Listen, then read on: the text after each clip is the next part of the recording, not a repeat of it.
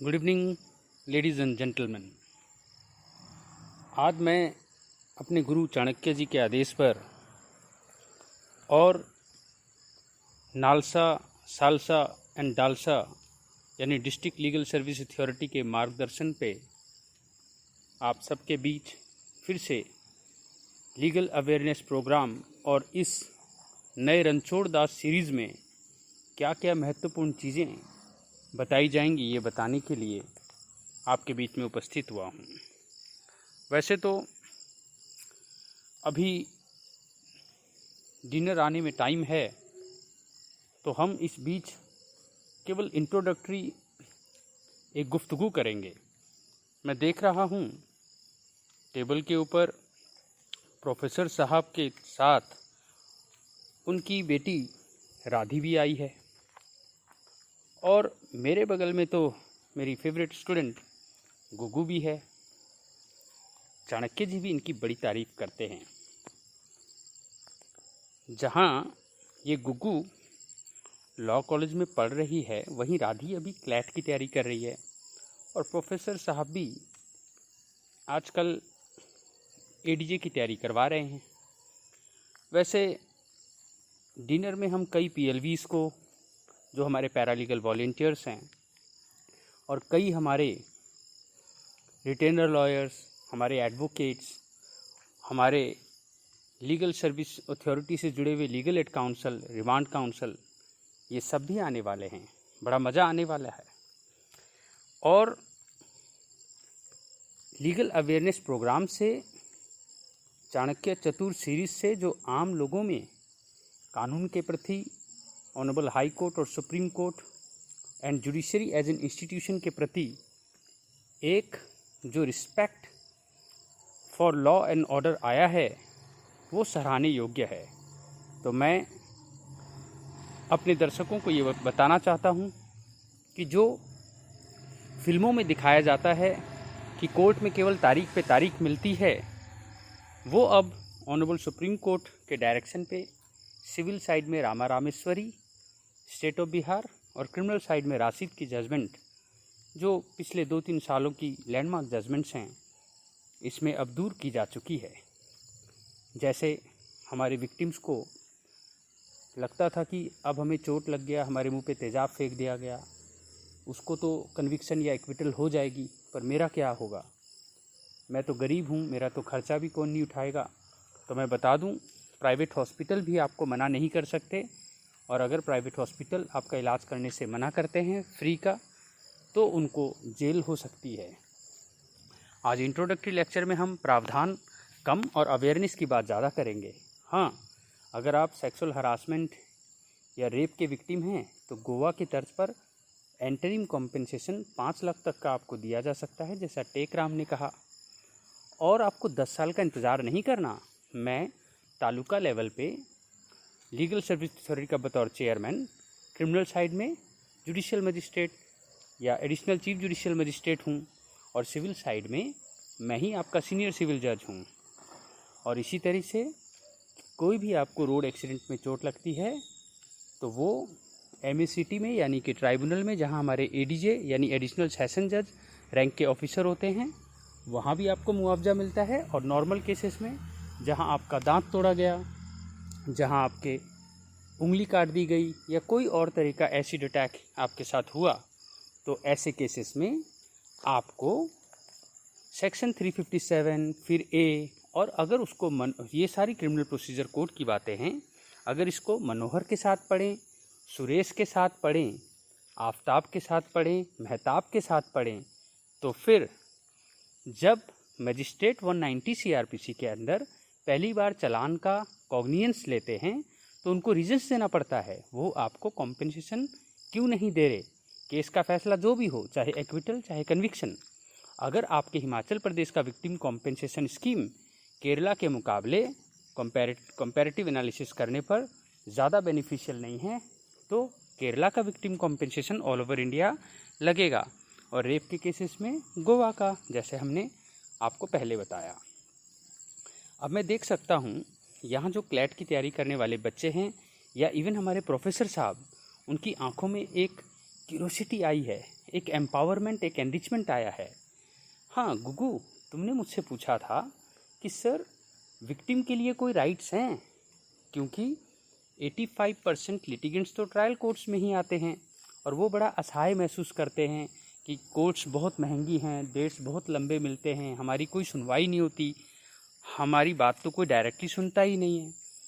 तो गुगू, मैं आपको ये बताना चाहता हूँ कि अमीर हमजा की सुप्रीम कोर्ट की एक रिसेंट जजमेंट है जिसमें मजिस्ट्रेट्स की कोर्ट में कोई भी विक्टिम अगर पार्टिसिपेशन मांगता है और मजिस्ट्रेट को लगता है हाँ यहाँ कोई ज़्यादा टेक्निकल बातें नहीं हैं और ये पढ़ा लिखा विक्टिम है, या इवन अगर वो इलिटरेट है लेकिन समझदार है, तो उसको बिना पब्लिक प्रोसिक्यूटर के अपने केस को लड़ने का पूरा अधिकार है और वो प्राइवेट काउंसिल भी लेके आ सकते हैं जो सरकारी वकील को सहायक दें। ये बात सेक्शन 302 CRPC में भी लिखा गया है। और अगर आपको कोई डराता है, आप विक्टिम भी हैं, विटनेस भी हैं, तो महेंद्र चावला में लंबी सारी जजमेंट हैं। अरे राधी, अब आपको मैंने बताया कि ये पूरा जो सिस्टम जब तक आप समझोगे नहीं, ये बातें समझ नहीं आएंगी कि ये कानून सुप्रीम कोर्ट कैसे बना रही है। कानून बनाने का काम तो विधायिका का है। ये आर्टिकल 142, 141, आर्टिकल 32, ये सब हम डिटेल में बाद में पढ़ेंगे। पर चलो, इस इंट्रोडक्टरी लेक्चर में मैं आपको हल्का सा एक घर के अंदर लेके जाकर भारत की व्यवस्था को समझाता हूँ। देखो राधी और गुगू, प्रोफेसर साहब को तो ये बात पता ही है कि हमारा इंडियन डेमोक्रेसी और हमारा कॉन्स्टिट्यूशन 1950 का मधुमक्खी माइंडसेट से तैयार किया गया है, यानी कंपैरेटिव ज्यूरिस्प्रूडेंस से। वर्ल्ड के सारे बेहतर चीज़ों को जैसे अकबर ने दिन इलाही के रूप में एक जगह कर दिया था, डॉक्टर अंबेडकर साहब ने 2 साल 11 महीने 18 दिन की अथक परिश्रम से और 64 मिलियन उस ज़माने के पैसे से एक जगह कर दिया। आयरलैंड से हमने पार्ट 4 लिया और उसमें 37, 38, 39 हमें 13th सेंचुरी के अशोका की रॉक एडिक्ट की याद दिलाता है, जिसमें हमने भारत का सपना जो कल्याणकारी राज्य का होगा, वेलफेयर स्टेट का होगा और जज भी सर्विस प्रोवाइडर होगा, जैसा राशिद में कहा, मनोहर में हमने देखा, हमने रामा रामेश्वरी में देखा, हमने अमीर हमजा में देखा कि हम पार्टिसिपेटिव वाइब्रेंट डेमोक्रेसी की ओर आगे बढ़ रहे हैं और victim is no more at vanishing point of jurisprudence. क्यों गुगू, पढ़ा है ना लॉ की क्लास में ये वाली लाइन? अच्छा, तो ये घर के अंदर कैसे भारत को समझा जा सकता है? जो किचन है घर की, उसमें जो माँ है और उसके पास जो एक लाल किताब है, वो भारत का कॉन्स्टिट्यूशन है। पार्ट 4 में ये लिखा है कि किसके लिए कैसे कानून बनाने हैं, खाना बनाना है, और माँ उसको पढ़ के ही खाना बनाती है। खाना इंडियन पिनल कोड के रूप में हो सकता है, criminal procedure code, POCSO, domestic violence act, जो हम आगे के रणछोड़ दास की सीरीज़ में देखने वाले हैं। और ख़ासकर हम ये गांव वालों के जो पार्टीशंस के होते हैं, स्टे के मामले होते हैं, बेल जूरिस्प्रूडेंस होता है, ठीक है। और राधी तो बड़ी खुश है क्योंकि क्लैट में इस तरह के ही तो क्वेश्चन आते हैं। तो जैसे चाणक्य जी ने बड़े ही टिपिकल टॉपिक्स, डिफ़ॉल्ट, बेल और हिंदू सक्सेशन एक्ट में कॉमा, सेमीकोलन और फुल स्टॉप में पूरा सक्सेशन एक्ट समझा दिया था, और 1000 करोड़ पेजों को एक जगह लाकर 15-15 मिनट के ऑडियो वीडियो में आपको समझा दिया था। मैं भी कुछ ऐसे ही प्रयासों से लॉ को मधुमक्खी की तरह, शहद की तरह आपके सामने परोस दूंगा। तो घर में जिस माँ ने खाना बनाया, अब उसको परोसने की जब बारी आई तो वो हम बहनों को दे देंगे, और जो खाना डाइनिंग हॉल में खा रहे हैं वो हम सिटीजन्स हैं। जब माँ किताब देखकर, कॉन्स्टिट्यूशन देखकर, बिना किसी एक्सटेनियस कंसिडरेशन के खाना बनाती है तो वो बहुत अच्छी है, उसको सैल्यूट करना चाहिए।